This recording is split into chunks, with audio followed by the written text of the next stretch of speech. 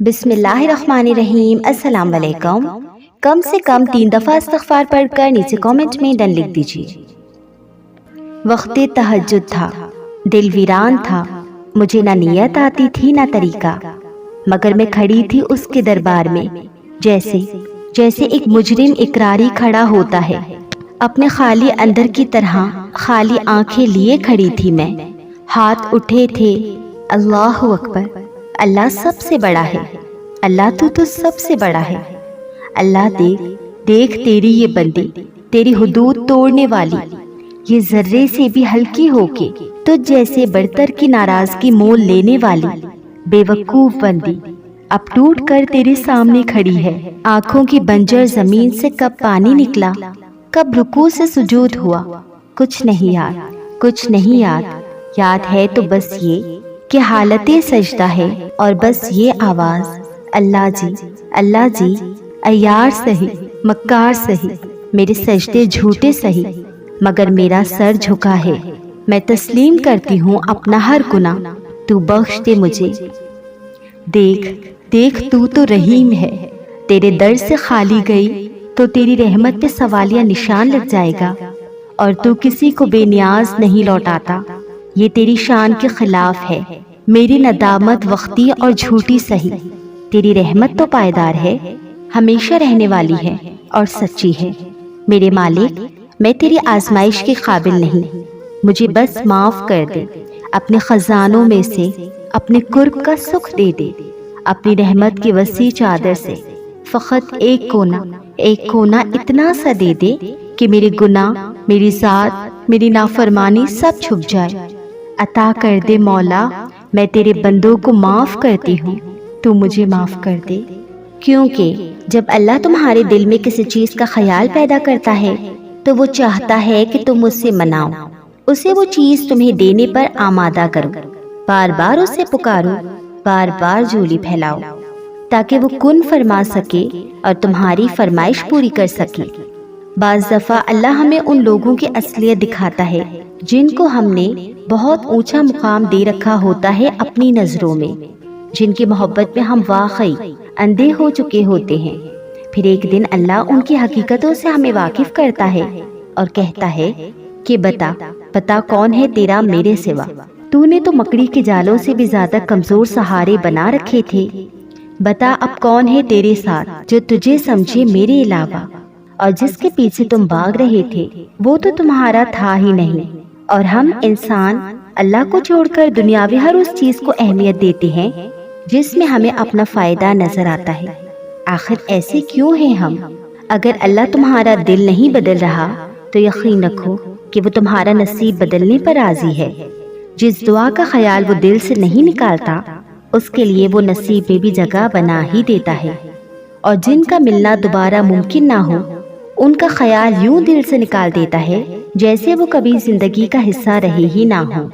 جب آپ بہت دنوں بعد بہت تھک کر، ہمت ہار کر، رو کر، لڑ کر، جھگڑ کر آخری امید کے ساتھ اس کے پاس جاتے ہیں، قرآن کھولتے ہیں، اپنے رب سے بات کرتے ہیں، تو یوں لگتا ہے کہ کوئی دھیرے دھیرے سارے زخم سی رہا ہو، مرہم لگا رہا ہو، کچھ ہے جو دل کے سارے کانٹے نکال رہا ہے، اور ایسا کہ آپ کو درد بھی نہیں ہوتا۔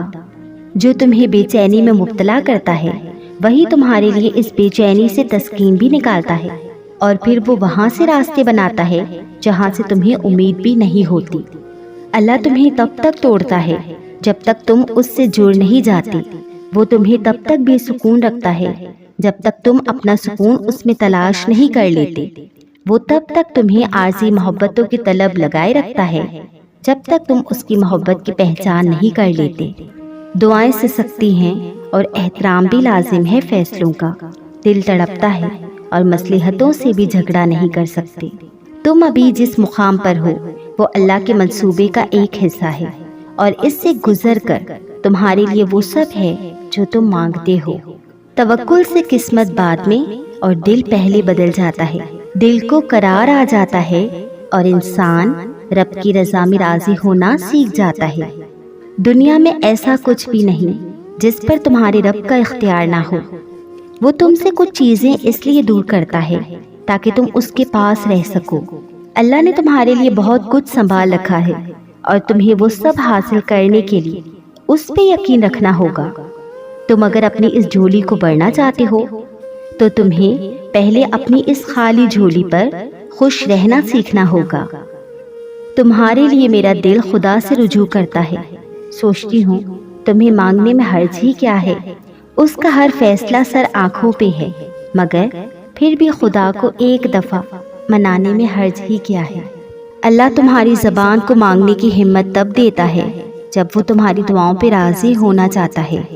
کبھی سجدے، کبھی آنسو، ہزاروں کوششیں، لیکن جو حق میں نہیں بہتر وہ رونے سے بھی نہیں ملتا۔ اور جب اللہ تمہارے دل سے کسی چیز کا خیال نہیں نکالتا تو وہ اسی چیز کو تمہاری حقیقت بنا دیتا ہے۔ جو چاہو وہ ہر بار مل جائے تو زندگی اور خواب میں کیا فرق رہ جائے گا؟ اللہ تو چاہتا ہے کہ تم یقین کی ڈوری سے بن جاؤ، اتنا یقین کہ اس کے کن کے انتظار میں تم اس سے قبولیت کی امید رکھنے لگ جاؤ، اور ناممکن چیزوں میں بھی معجزے ڈھونڈنے لگ جاؤ۔ مایوسی اور امید تم میں ہے۔ وہ کہتا ہے اللہ تمہارے حالات تب تک نہیں بدلتا جب تک تم وہ نہیں بدلتے جو تمہارے اندر پوشیدہ ہے۔ تو جب تک تم ان چیزوں پر خوش رہنا نہیں سیکھو گے جو تمہارے پاس ہیں تو اللہ تمہیں وہ کیسے دے گا جو تم اس سے مانگتے ہو؟ حاصل اور لا حاصل کے دائروں میں سب گھوم رہے ہیں۔